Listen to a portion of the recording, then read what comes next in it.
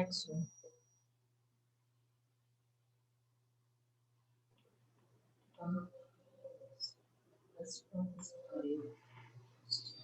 Command track, whatever that is.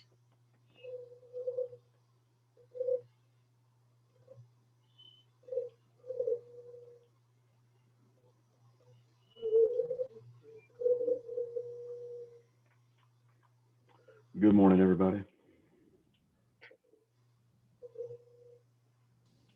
Good morning. Morning, Chad. Good morning. Good morning. Just letting people in here to the meeting, so just give me a few minutes.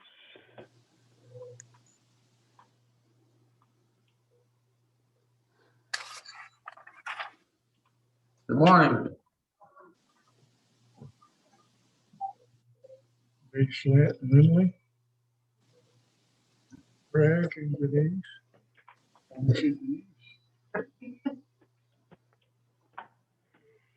Devil.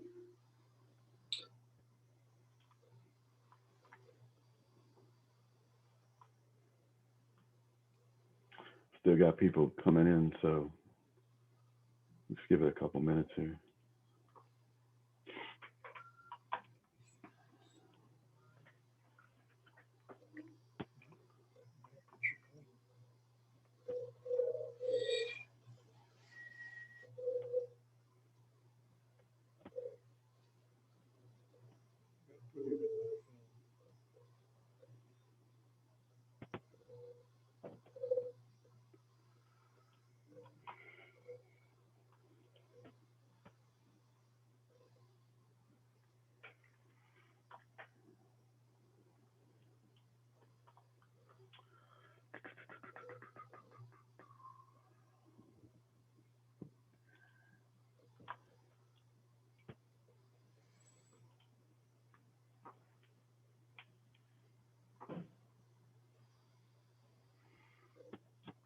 All right, we'll go ahead and get started. If I pause for a minute, it's because I'm also the guy at the front door who has to either let people in or not let people in. So I got to keep an eye on the participant list. Yes, the meeting's getting ready to start. 1 second. Okay. All righty. Well, good morning. Thanks everybody for joining. This is the Canary Islanders Heritage Society of Louisiana. It's our February meeting. A few announcements. Get started, and then we'll have our presentation. First, some sad news. One of our members, Miss Alice Truxillo, passed away. She was 93. I've looked online for her obituary or any information about her services, but I have not found anything. The guy who let me know, I emailed him back, but he hasn't responded yet. But whenever I get that information, I'll pass that along. Interesting thing about Ms. Truxillo is that her grandfather was born in 1839. So her father was pretty up in age when she was born, and her father the same way. So it was pretty interesting there. The board met earlier this morning, and a couple of action items from that. Sorry. A couple of things at the board meeting to talk about. First thing, board member Gwen Hanna has resigned from the board. The board accepted her resignation. We want to thank her for all of her service to the board and the time she spent. She'll still be with us, of course, still be at meetings and helping us out with various things. So thanks to her. Also, the board nominated to fill out the remainder of Gwen's term, nominated Jonette Downing. So she's going to be joining the board. Most of you probably know Jonette. She presented a couple months back on the music in the area influenced by the Isleños. It was a great presentation. And she's got lots of great ideas, and she's already working on some things for us. So I don't know if Jonette, if you wanted to say anything. Sure. I would like to thank the board and Chad and Gwen for this asking me to be on the board. I'm thrilled and honored to do that. As many of you know, I'm passionate about my Canary Islands heritage and about preserving it and celebrating our heritage together. I knew I was an Isleño since I was a child. My grandmother, Irene Rodriguez, always told me, "You're a Canary Islander, be proud of that." So, and for those of you who don't know me, I'm a children's book author and musician from New Orleans. My Canarian surnames, I have 5 of them. It's Corvo, which is also pronounced Cava, and Rodriguez, and Perez. And my ancestors were in Galvez Town and then later went to Spanish Town. I look forward to serving with you all and for our society and to make stronger connections with our friends in the Canary Islands, and also in the creation of the Canary Islands Heritage Society of Louisiana collection at the State Library in Spanish Town with Charlene Bonnet. She may join us today, and hopefully she'll give us a presentation in the months to come. And so we're setting up a collection of all of our archives, and she'll go into that later on, but I'm looking forward to working with her to honor all of us there at the State Library. So thank you all so much. And thank you, Gwen, for all of your service. And thank you, Chad and the board. Thanks, Janet. Yeah, we're pretty excited about having Janet on the board. She's already done some great stuff, and I know she's going to have a lot of cool ideas and help us to get some new initiatives started for some things that we want to do. So thanks for volunteering to join the board, and we're looking forward to working with you. The fiesta. So for those of you who may not know, every year, first weekend in March down in St. Bernard, they have an Isleño fiesta. They usually have a group from the island, the traditional music and dance group that comes to perform. It's also a big fundraising event. They have food and crafts and other things. It's been postponed. I'm sure that's not really any shock to anyone based on the current situation with the virus and everything still going on. They decided to postpone the fiesta. They don't have a new date yet. I guess they're just going to kind of see how things play out and see how conditions around the virus improve. But they're pretty dedicated to making it happen if they can. So I would expect later on in the year that it will still take place. If you get my emails, you'll see updates on there. I'll let the membership know as soon as I know any updates about the fiesta. Mr. Norman with the SAR wanted me to announce that they are going to have their George Washington Memorial ceremony that they have every year, where they lay a wreath at the Washington statue. However, this year the attendance is greatly limited because of the virus. So he asked me to ask the membership in general not to attend because I think they're going to be restricted to only like 10 people. However, if you are interested in attending and you want to be like the representative of our group to go to that, just let me know. You can send me an email or you can call me. My contact info should be on the emails I'm sending out every month. One other piece of news, pretty exciting. These meetings are all being recorded, and I've set us up a YouTube channel. So you'll be able to go to the YouTube channel and view our past meetings. So in the event that you miss a meeting, you can't attend for some reason, you'll be able to go to the link on our website that will take you there, and you can see the past meetings. It'll probably take about a month for the meetings to show up there after they've actually occurred, because we still want you to join the meeting and we still want you to be here for the meetings and participate. But we are going to archive them on that medium so that you'll still be able to see them in the event that you've missed them for any reason. So moving on, our speaker this month is Mr. Stephen Estopanel. Steve's the treasurer of our group.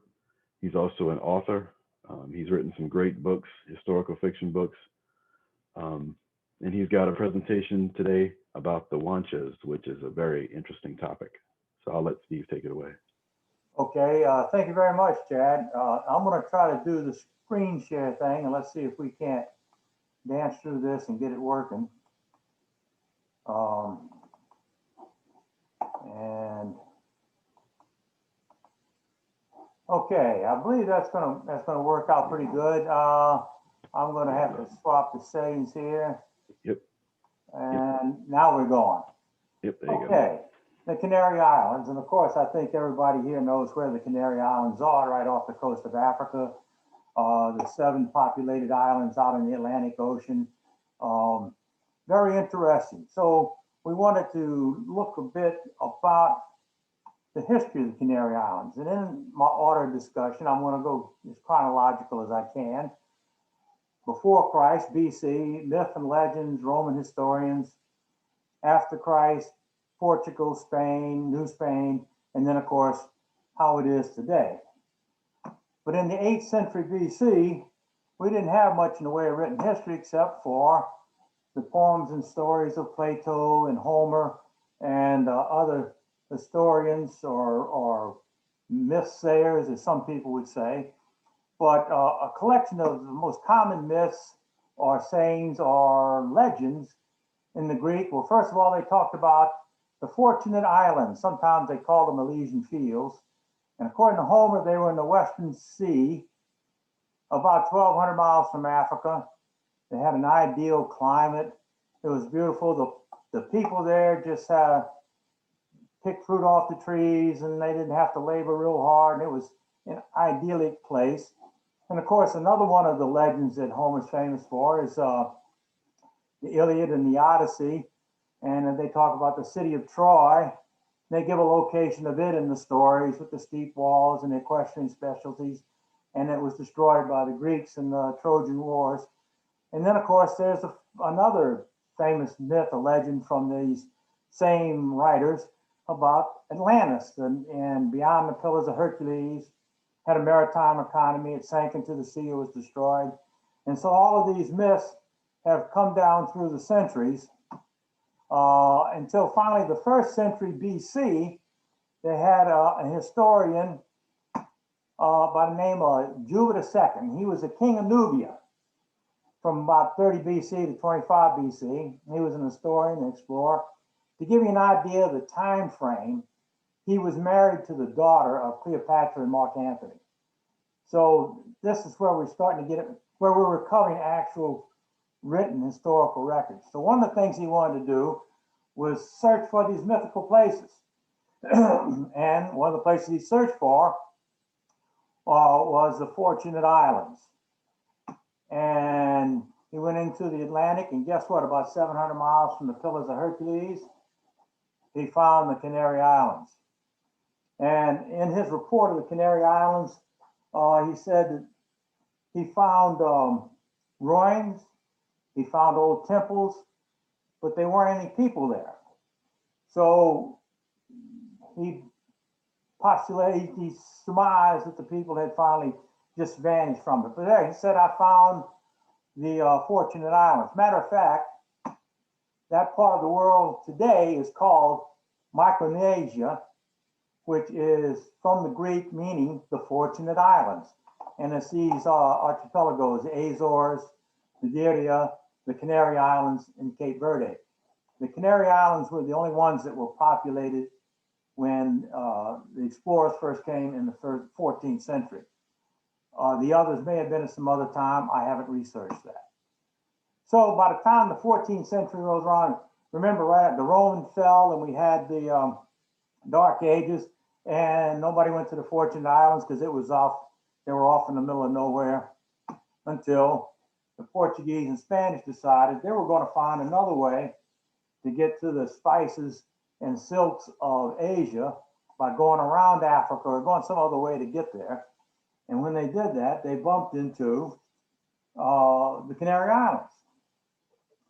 And it was populated, much to their surprise. It was populated by people that lived kind of in a Stone Age kind of environment. They didn't have metal tools, but they had obsidian blades, and they had high society. They had their leaders, they had their kings, and they had their serfs. And the Spaniards, as was typical with Spaniards, when they came in, they absorbed these peoples. You'd have your initial war where a couple of guys get killed, maybe, and eventually it took 100 years for them, but they finally took over, and absorb this population. But to this day in the Canary Islands, they honor some of these original Canarians. One of the kings in Tenerife, and this princess was particularly loved by the Spaniards as being very, very brilliant and capable leader.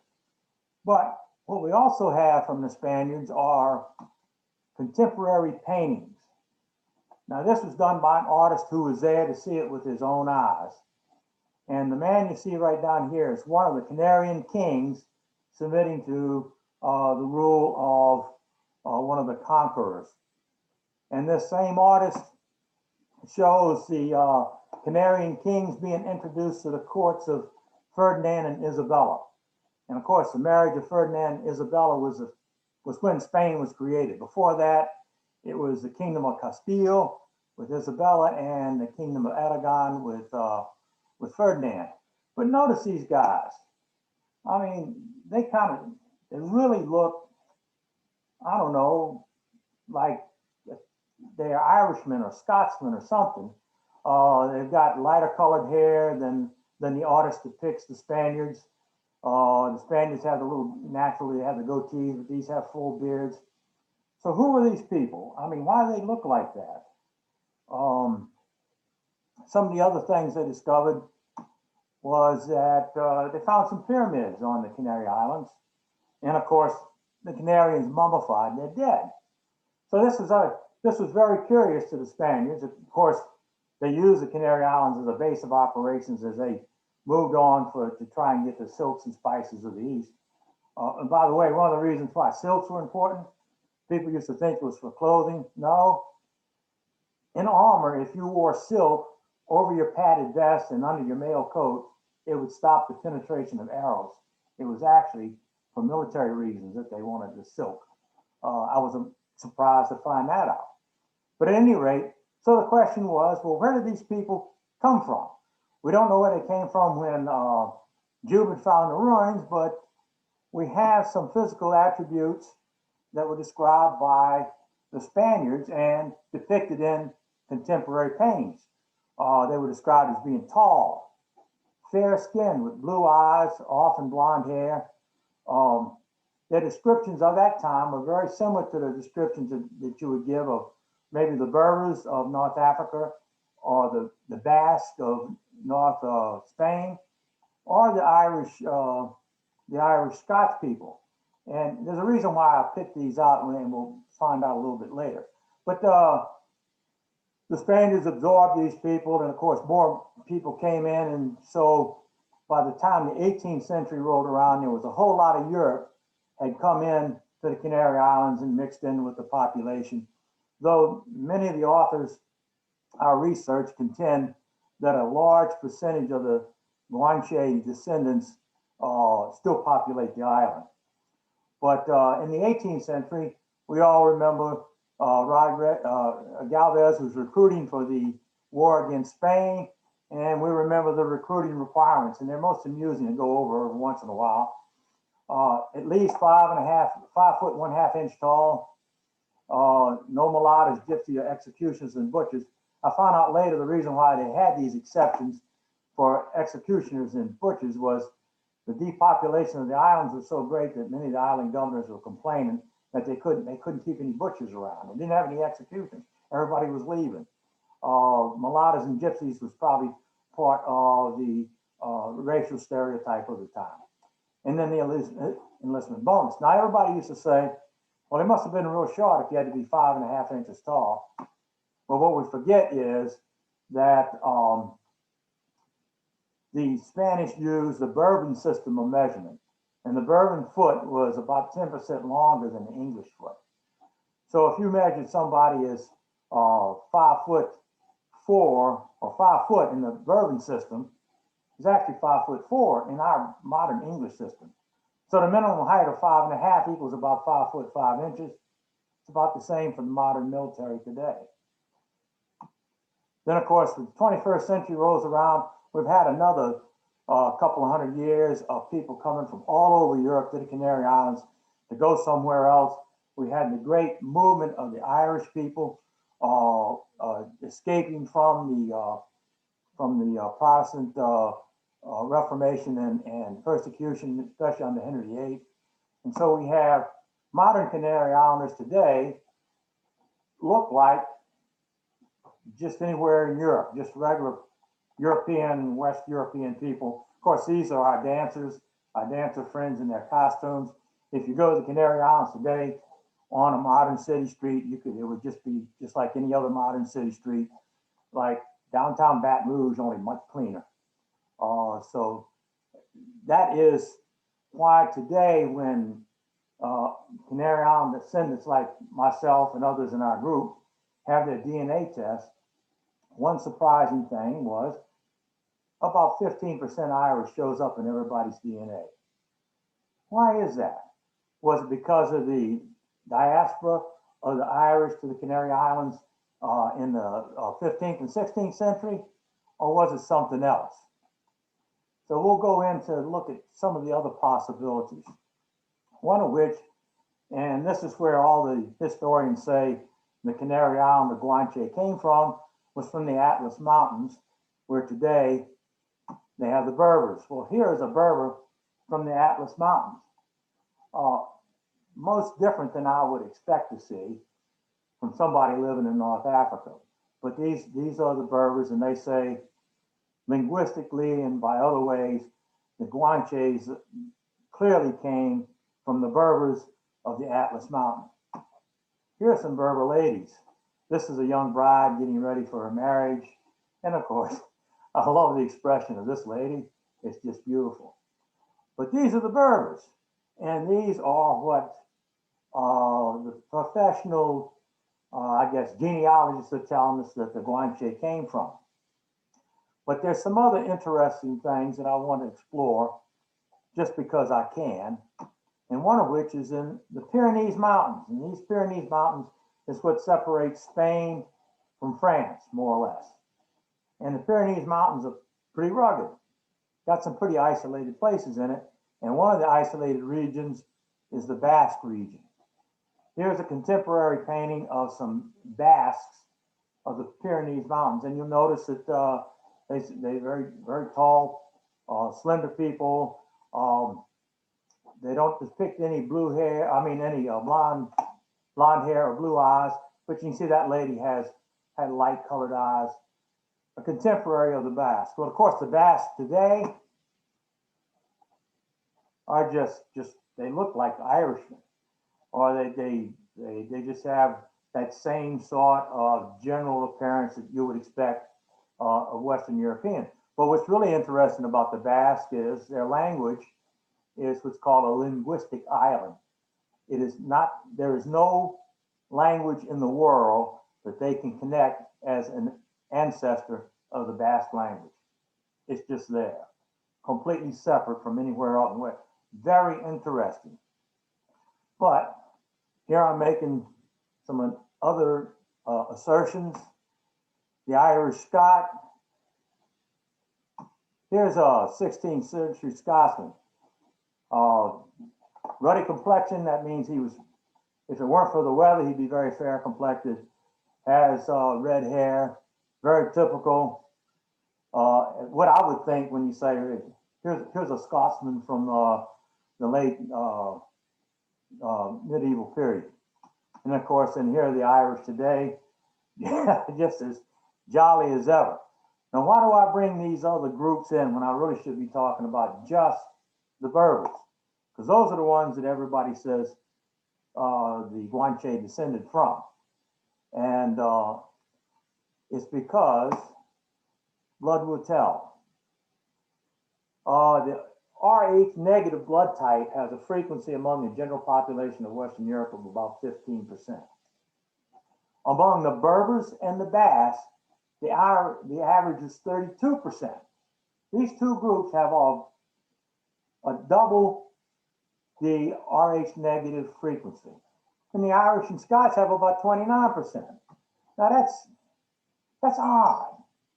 And then when you look at the pictures, how the contemporary drawings in the 15th and 16th century look so much like you would say that's an Irishman or that's a Scotsman. And here we see some kind of blood connection. Very odd, very strange. And there's a lot of genetic research going on to this day to find out why the Berbers and then of course the Guanche, why they have this same sort of relationship in the Rh negative brain. So we'll go back and we'll look at our myths and legends. Remember we talked about the Fortunate Islands, and Juba II in 30 BC found the Fortunate Islands, founded ruins of cities and temples. Homer said there were people living there. Juba says, I didn't find anybody, but I found buildings. Homer said the city of Troy existed, and everybody thought that was a myth. For the longest time, nobody believed it. And then Charles McLaren found it in 1822 and proved it, that it was the city of Troy. So that's another myth that had that little kernel of truth. To every myth, I think, like a pearl has a little sand on the inside of it that irritated the oyster that made him lay that pearl around that irritation. Every myth has a little grain of truth somewhere. So we have two of them that seem to work out. And of course, now popular today is everybody's looking for Atlantis, because these other two myths prove to have some factual basis to it. Well, what about Atlantis? Well, Atlantis theory number one is that Atlantis was an island, sank away, and the people that escaped from it went to Ireland, went to the Basque area, went to North Africa, or to the Canary Islands. Interesting theory. The other theory is that Atlantis was actually a coastal city somewhere around where Calais is today, and it was destroyed by a tidal wave. And people escaping from there went to the Basque, went to the Pyrenees, went to Ireland, and went to North Africa. But of course, the simplest answer is usually correct. Occam's razor. I think that the ancestors of the Berbers and Basque and the Irish all populated this part of Europe. And then about 8,000 years ago, when the Bronze Age started to develop, Eurasians started moving in and not destroying them, not pushing them out, but intermingling with them, being absorbed by them, except for the ones that happen to be isolated in Ireland and Scotland, and the ones that got isolated in the Pyrenees, and the ones that got isolated down in the Atlas Mountains. So my thought is that's where that DNA connection comes from, is from the remnants of these people that just got absorbed by these greater societies, these greater groups that came in. My recommended readings are The History and Discovery and Conquest of Canary Islands by Gardino. Is translated by George Glass. George Glass did the translation in 1764, but the priest writings were about 100 years old at that time. It's very interesting. It supports the contention that the Spaniards did not come in and just kill everybody and move Spaniards in. That's part of the old black legend that the Spaniards did that when they came into new lands. Actually, the Spanish modus operandi was to come in, supplant the leadership, introduce their own leadership, marry into the hierarchy of the locals, and absorb the local people into the Catholic Church and into the Spanish society. And that's his contention is the next writer, Luis Concepcion, wrote in 1984. His contention is that the Guanche survivors exist to this day on the Canary Islands in a very large percentage. And this is my conjecture, this might be why DNA tests from Canary Island descendants show up with so much Irish and Scots DNA markers. It's because the Guanche carried the same marker that the Irish carried, and the same marker that the bass carried. There's more research to be done on that. Guanche's Legend and Reality by J.P. Camacho, 2012, a very good read. And then, of course, everybody ought to have Spain, the Forgotten Ally, the American Revolution by Thompson. A very excellent work. And so I think I have not bored you with an overlong presentation. And so I'm open now for questions if you may wish to have some.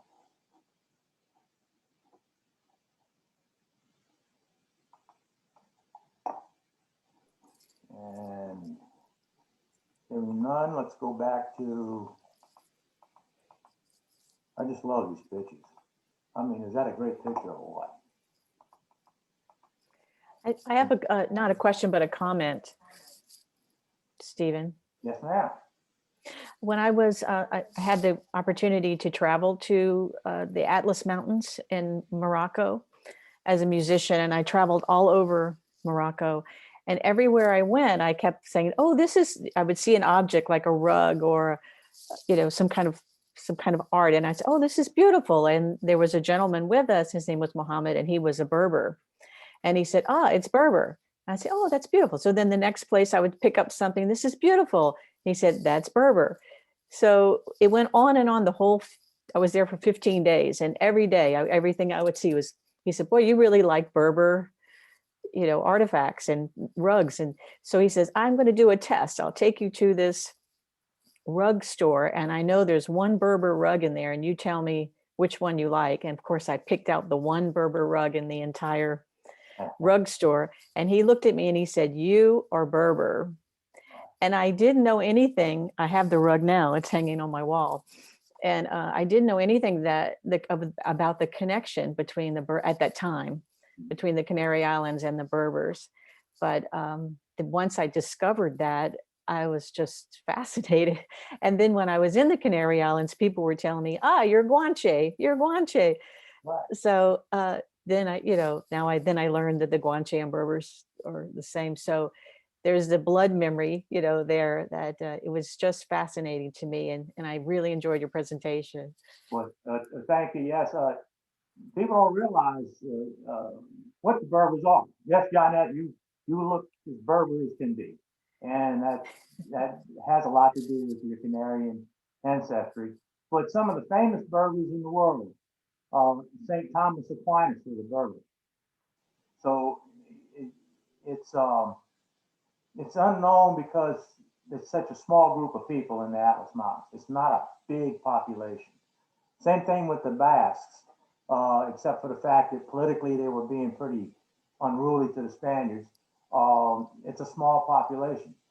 And the original Irish that were forced to hug the coast when the Celts came in, and then the Anglos, and then the Saxons, and then the Normans, and whoever else came in, kept it a very small group.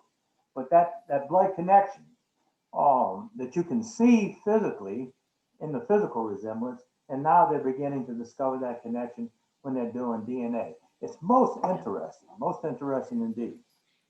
One more thing about my friend Mohammed, who was Berber.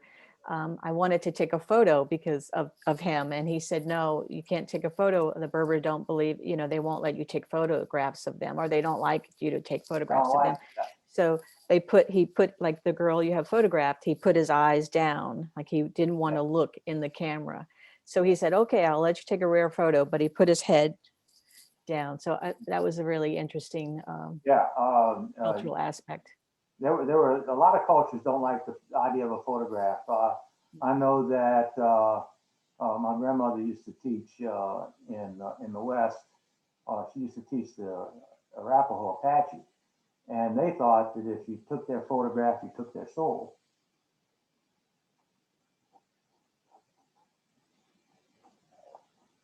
So that's where the genealogists say the Guanche came from. And the Berbers of the Atlas Mountains, just to cut it all short. And if you ever go there, you'll realize, there is a connection. And of course, if you're as unfortunate as some of us who've gone to the Canary Islands and you walk around the Canary Islands, you go, these people look like me. It's pretty amazing. Hey, Steve, you got a couple of questions in the chat. Okay, let's see if I can figure out how to get to the chat. I can read them to you. First one's from Gary Fernandez. He's asking, what do you think about the book, The White Indians of Navaria? Haven't read it, so I can't think much of it. But I would, there has been, I have noticed a lot of historical references, especially among the Cherokee, of a Western influence. I don't know if it was Viking. I don't know. There was a lot of communication going across the world for the thousands and thousands of years before the end of the Dark Ages. And we just don't know what they were. We don't realize that they were there. You know, you remember everybody was looking for the Northwest Passage because they thought there was a Northwest Passage to China and never could get it because it was always frozen over. Well, 800, 900 years ago, when the Earth's temperature was much warmer, you could, in the summertime, sail from Greenland across the northern part of the Americas and reach Asia. So that was in the collective memory of the navigators of the time, which ran a pretty tight union. And so then they said, well, let's look for the Northwest Passage. Of course, by that time it didn't exist. By this time it doesn't exist anymore. It may exist again sometime in the future. I don't know. How about another one, Chad? Yeah, there's another question from Eileen. She's asking if you can clarify your theory on how the Irish and Scottish reached the Canaries. Well, there's that. Well, there's two. One's a theory and one's an absolute fact. The absolute fact is that King Henry VIII and the English were so brutal to the Irish, and that they when they invaded Ireland, they were so brutal to them. They killed tens of thousands of Irishmen just because they were Catholic. And matter of fact, Henry VIII made the Spanish Inquisition look like a fraternity hazing event. They killed so many, and so the Irish fled. And they fled to Spain, and they fled to France, and of course to the Canary Islands. And that's documented, that these Irish came in at that time to the Canary Islands. Now, the more radical thought is that not that the Irish came to the Canary Islands, is that the people that were pushed to the limits in Ireland and the people that were pushed into the Atlas Mountains have the same genetic base. In other words, they came from the same place. It wasn't that in the 10 BC to 20 BC, somebody from Ireland went to the Canary Islands or to the Atlas Mountains. It's that in that time, people were coming to the Atlas Mountains were the same genetic group or type of people that were going to Ireland. Did that clarify? Yeah, she said yes, thank you. Oh, okay, good. Did anyone else have any questions for Steve?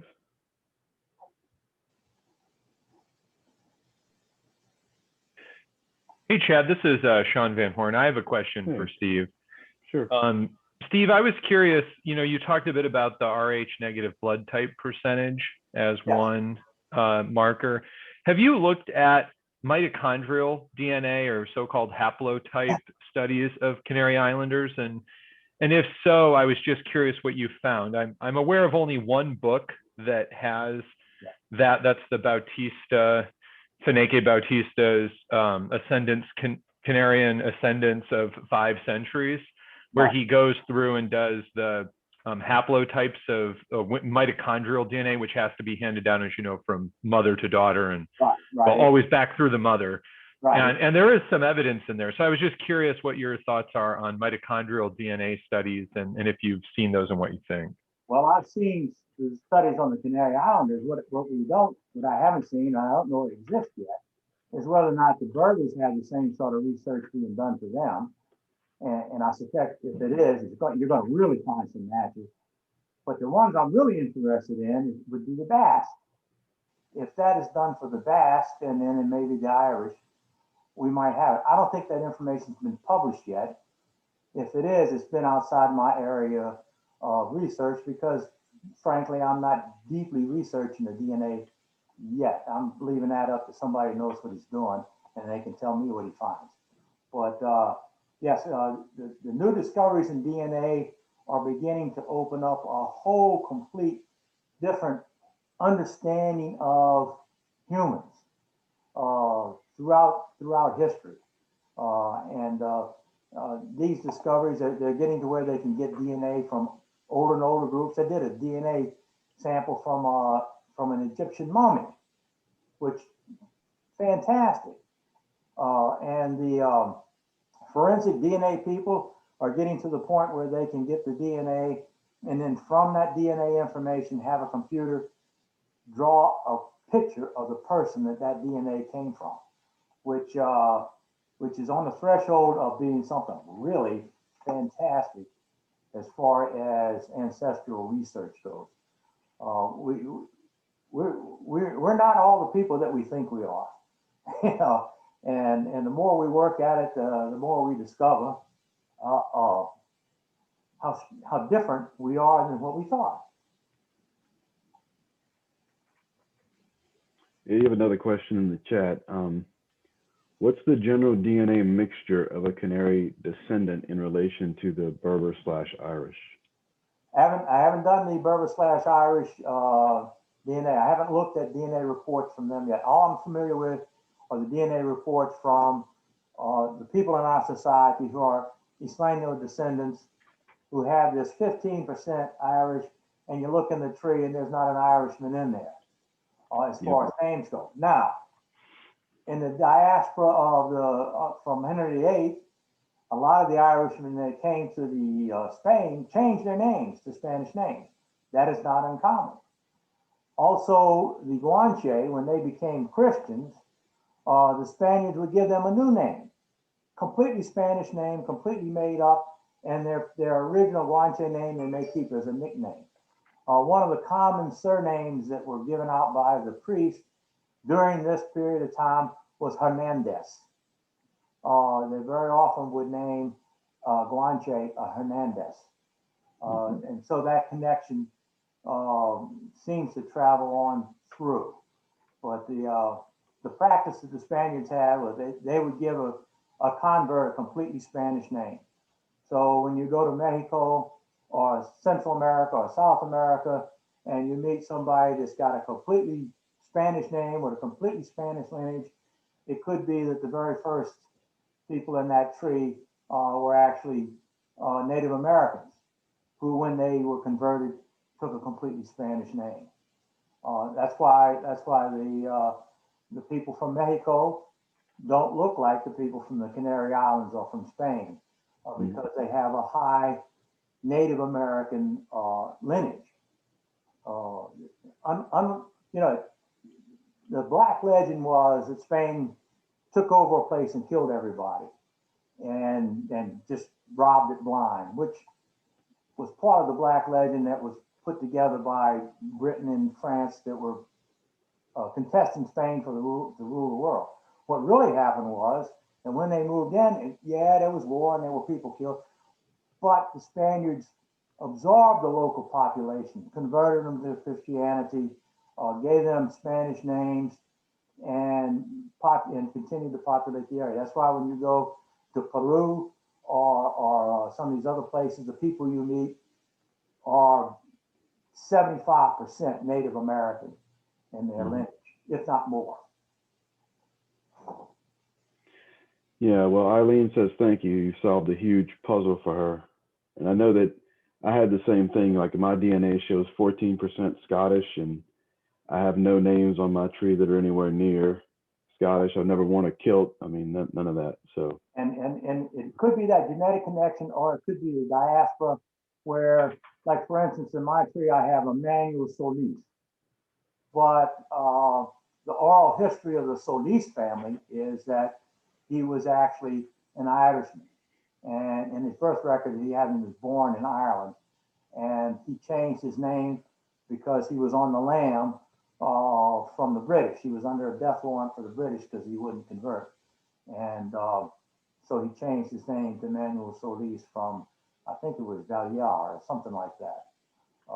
So it could be you look in your ancestry and you see nothing but Spanish names, but that Spanish name could be a person who was from Ireland, from Scotland, Native American, a freed slave. It could be anything, because that was what that's what the Spanish did.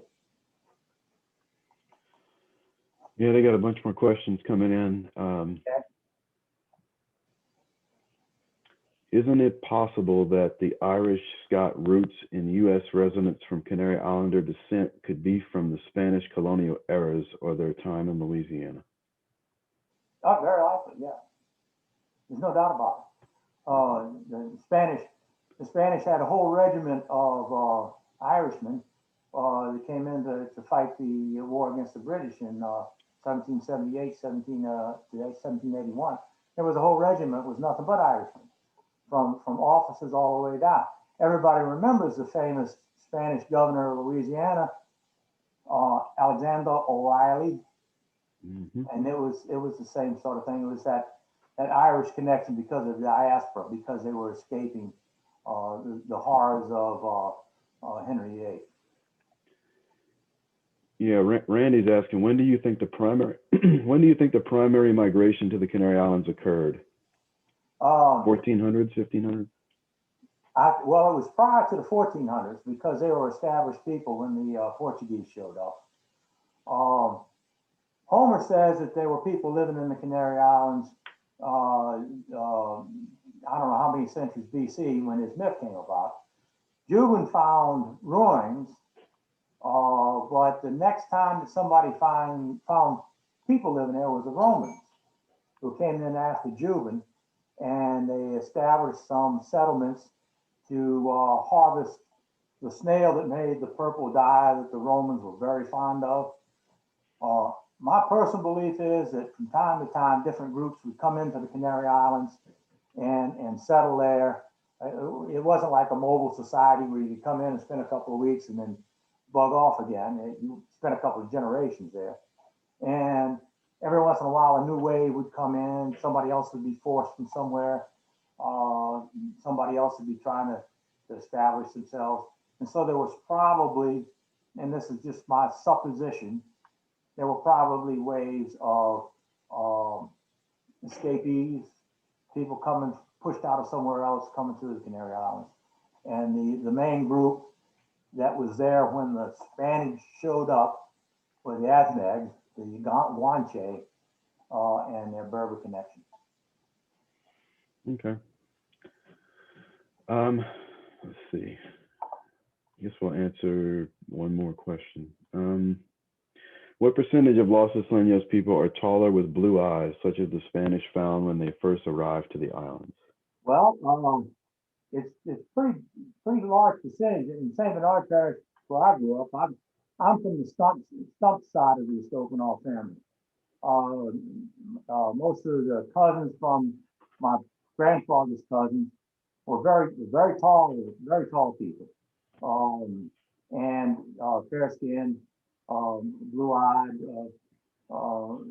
So I'm my side of the family are considered the stumps. We're the short ones. But you can go today and I remember Junior Rodriguez, very big man, very tall man.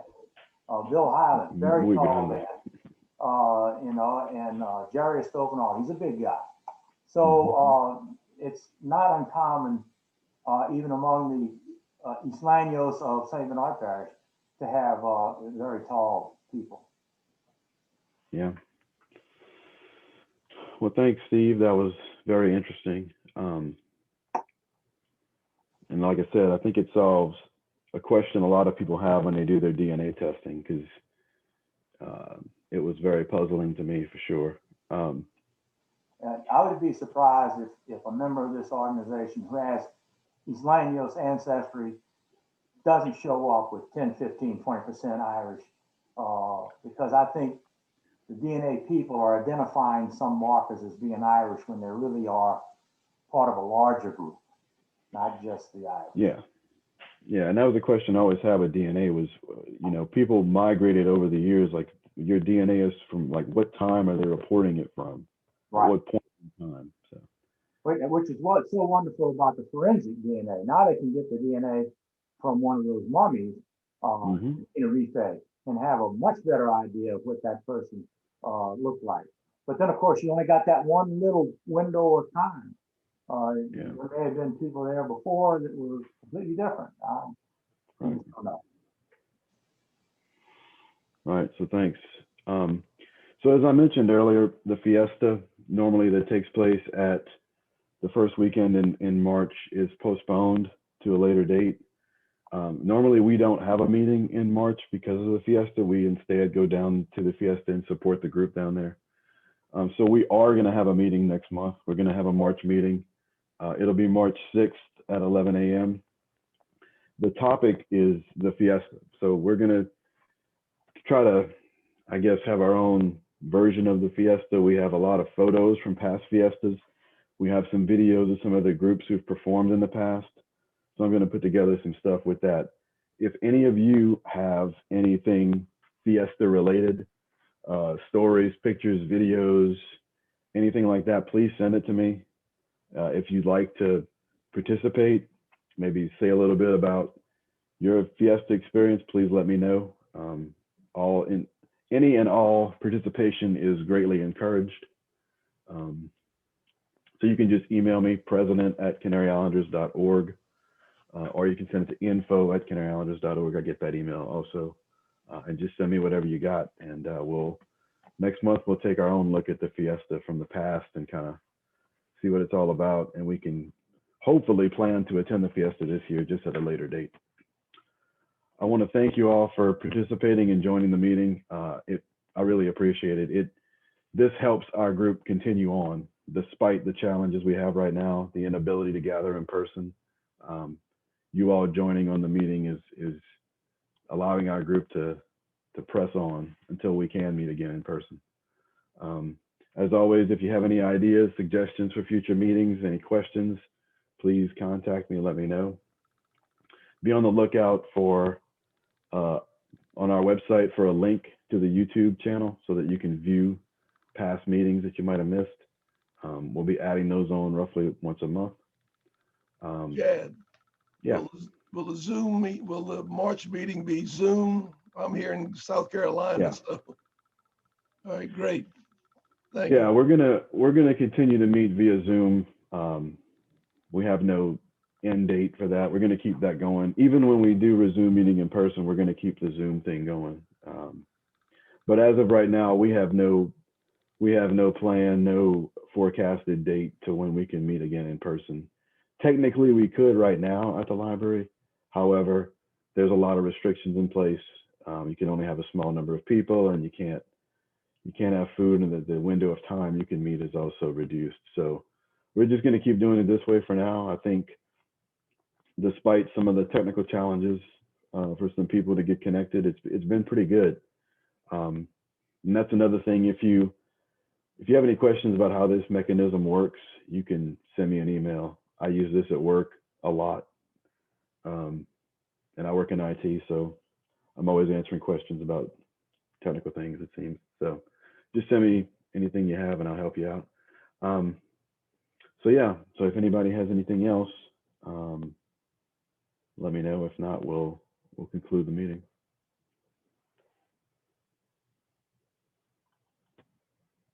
Well, it was good to see you all. Thank you all for joining and participating, and we will see you again at our March meeting.